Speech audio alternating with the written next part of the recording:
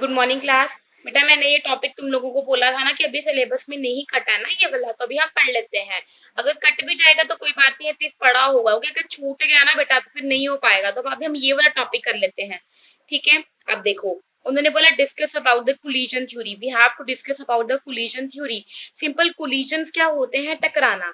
Suppose करो कि एक बाइक से एक बंदा यहाँ से आ रहा है और एक बाइक, चलो छोड़ो, एक बॉल मैंने यहाँ से छोड़ी, एक बॉल किसी और ने यहाँ से छोड़ी।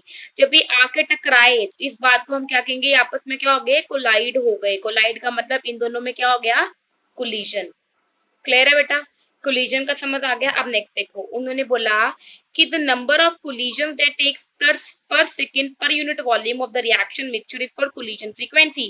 कोलिजन फ्रीक्वेंसी को हम Z से रिप्रेजेंट करते हैं। उन्होंने बोला कोलिजन फ्रीक्वेंसी क्या होती है? कितने कोलिजन हो रहे हैं एक सेकंड में पर यूनिट वॉल्यूम, मतलब 1 लीटर या 1 सेंटीमीटर क्यूब में। सपोज करो ये मेरे पास कोई भी है, ए और बी रिएक्टेंट है, इतने इतनी सी जगह में कितने कोलिजन हो रहे हैं, that is called its collision frequency. और उन्होंने बोला कि जो कोलिजन हैं वो होते हैं तो हमें प्रोडक्ट मिलता है, पर अगर कोलिजन नहीं होंगे तो हमें प्रोडक्ट नहीं मिलेगा।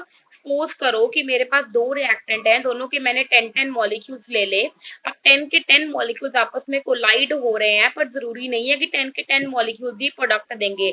उनमें से जो इफेक्टिव कोलिजन होंगे, मतलब जो जोरदार कोलिजन होंगे, सिर्फ वही प्रोडक्ट देंगे। जो कोई जोरदार कोलिजन नहीं होंगे वो प्रोडक्ट नहीं देंगे। ठीक है। मेरी वर्डिंग पे जाओ बेटा, जो मैं बोल रही हूँ उस पर ध्यान दो। फिर उन्होंने बोला there are two important barrier to reaction, नेमली।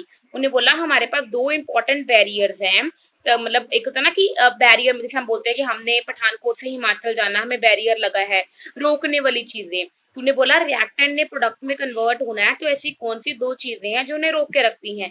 पहला आ गया energy barrier and the second one is orientation barrier. Energy barrier क्या होता है? For reacting species to make the effective collision, they should have sufficient energy to break the chemical bond in a reaction molecule. उन्होंने बोला कि energy barrier क्या होता है कि जो कोलिजन हो रहे हैं उनमें एटलीस्ट इतनी एनर्जी होनी चाहिए कि जो दो रिएक्टेंट के बीच में ये बॉन्ड बना है कि वो एनर्जी इस बॉन्ड को तोड़ सके और आपस में कोलाइड हो सके। That energy is called energy barrier. और उन्होंने बोला जो एनर्जी किसी कोलाइडिंग मॉलिक्यूल में होनी चाहिए उस एनर्जी को बोला जाता है थ्रेशोल्ड एनर्जी। मतलब जिस एनर्जी से ये दोनों मॉलिक्यूल, दोनों एटम आपस में जुड़े हुए हैं, उस एनर्जी को बोला जाता है थ्रेशोल्ड एनर्जी। ठीक है। अब नेक्स्ट देखो, उन्होंने बोला ओरिएंटेशन बैरियर। आपको question same as it is आएगा, discussion about the collision theory. आपको कोलिजन थ्योरी के बारे में बता देना, साथ में एक न्यूमेरिकल दे दिया होगा। आपको सिंपल और कुछ भी नहीं करना है, सिंपल यही करना है। ठीक है। अब देखो ओरिएंटेशन बैरियर। बेटा ओरिएंटेशन का मतलब होता है अरेंज होना। हम सपोज, और मतलब हम कहते हैं ना यार ये जगह जगह थोड़ी सी ओरिएंटेड नहीं है, मतलब प्रॉपर ढंग से मेंटेन नहीं है। तो ओरिएंटेशन का मतलब होता है मेंटेनेंस करनी, ढंग से तैयार करना किसी चीज को। तो उन्होंने बोला जो कोलाइडिंग मॉलिक्यूल्स होते हैं उनमें प्रॉपर ओरिएंटेशन होनी चाहिए, so that the old bond में ब्रेक एंड न्यू बॉन्ड में फॉर्म। उन्होंने बोला कि जो दो रिएक्टेंट मॉलिक्यूल्स आपस में रिएक्ट हो रहे हैं उनकी जो पोजीशन है, जो उनको बनाने का तरीका है, वो बिल्कुल सही होना चाहिए, ताकि वो आपस में जो पुराने वाले बॉन्ड है वो टूट सके और नए वाले बॉन्ड जो है वो बन सके। अब ये देखो, अगर मुझे NO2 और NO2 को रिएक्ट कराना है तो N2O4 बनेगा। तो NO2 कैसे होंगे? एक NO2 ऐसा है, एक NO2 ऐसा है। आपस में दोनों की अप्रोच होगी, दोनों के दोनों क्या बन गए? सेम बन गए। ठीक है। मतलब ये एन भी वैसा था, ये एन भी वैसा था, दोनों के दोनों आपस में क्या हो गए? कोलाइड हो गए। ठीक है। दोनों सामने सामने थे, कोलाइड हो गए। पर अगर एक नाइट्रोजन ऊपर होता या नीचे होता फिर कोलाइड नहीं होने थे। इट मींस क्या था कि जो उनकी ओरिएंटेशन थी वो प्रॉपर नहीं थी, ओरिएंटेशन थोड़ी सी खराब थी। अब उन्होंने बोला बॉन्ड फॉर्म हो गए। जब आपस में बॉन्ड फॉर्म हो गए तो हमारे पास N2O4 तैयार हो गया। यहाँ तक क्लियर है? ठीक है।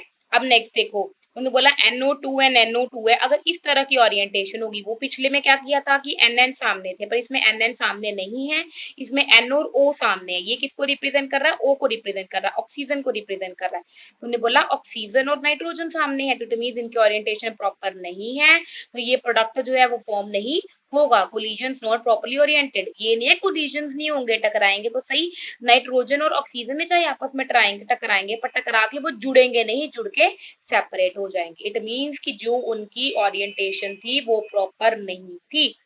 ठीक है। जो पीछे किया था वो प्रॉपरली ओरिएंटेड थे, जब कोलिजन हुए तो वो आपस में सेपरेट नहीं हुए, पर इसमें ऐसा नहीं हुआ, वो आपस में सेपरेट हो गए। ठीक है, ये वाला क्लियर है।